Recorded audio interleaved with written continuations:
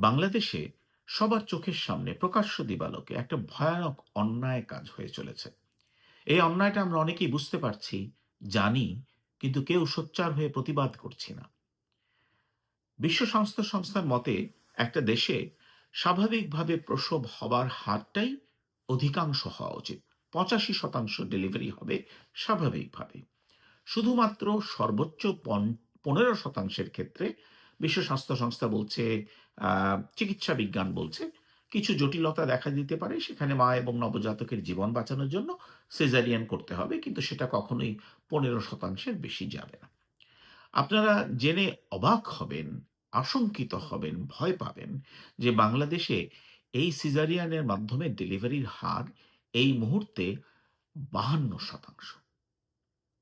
বিগত কয়েক দশক ধরে আমাদের চোখের সামনে এই হারটি ক্রমাগত বাড়ছে, কিন্তু কেউ আমরা এটা নিয়ে কথা বলছিলাম না। ২০১৭ সালে আমরা কয়েকজন যারা জনস্বাস্থ্য নিয়ে কাজ করি, হঠাৎ করে এই বিষয়টা নিয়ে একসাথে হয়ে কথা বলতে শুরু করলাম। পত্রপত্রিকায় লিখলাম, নীতি নির্ধারকের সাথে কথা বললাম, প্রসূতিবিদদের সাথে বসলাম, যারা চিকিৎসা সেবা প্রদানের জন্য দায়িত্বপ্রাপ্ত তাদের সাথে বসলাম, সাংবাদিকদের সাথে বসলাম, অংশীজনদের সাথে বসলাম, কথা বললাম এবং এই বিষয়ে প্রচার প্রচারণা শুরু করলাম, একটা ক্যাম্পেইন শুরু করলাম। স্টপ আননেসেসারি সিজারিয়ান সেকশন নামে। কেউ আমাদেরকে কোনো পয়সা দেয়নি। কেউ আমাদেরকে বলেনি যে এই কাজটা করতে হবে। আমরা স্বপ্রণোদিত হয়ে এই বিরাট সমস্যাটা যেন আরো বেড়ে না যায়, সেই জন্য সোচ্চার হলাম।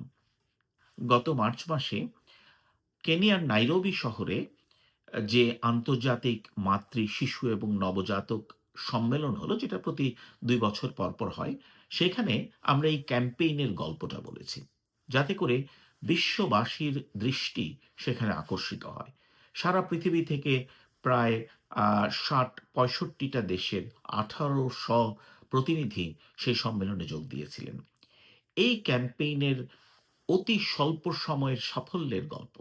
ক্যাম্পেইন হিসাবে, অর্থাৎ ইংরেজিতে একটা কথা আছে, এলিফ্যান্ট ইন দ্য রুম। তার মানে ঘরে একটা বড় হাতি দাঁড়িয়ে আছে বা হাতি বেড়ে উঠেছে, কিন্তু আমরা কেউ সেটা খেয়াল করছি না।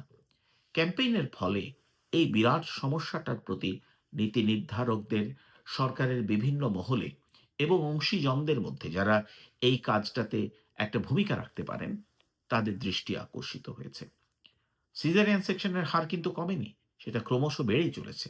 মানে আমাদেরকে আরো অনেক কিছু করতে হবে। আমাদের এই ক্যাম্পেইনের ফলেই হাইকোর্ট নির্দেশ দিয়েছেন সরকারের প্রতি যে আশু ব্যবস্থা যেন নেওয়া যায়। সরকার কিছু উদ্যোগ নিয়েছেন, কিন্তু সেটি অনেক পুরনো, ২০১৯ সালে।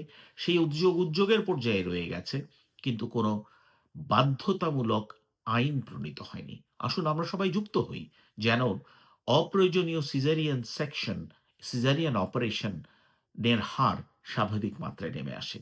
অপ্রয়োজনীয় সিজারিয়ান সেকশনের মাধ্যমে দেশে প্রতি বছর মানুষের পকেট থেকে, সাধারণ মানুষের পকেট থেকে প্রায় ৪,০০০ কোটি টাকা অপচয় হচ্ছে, বেরিয়ে যাচ্ছে।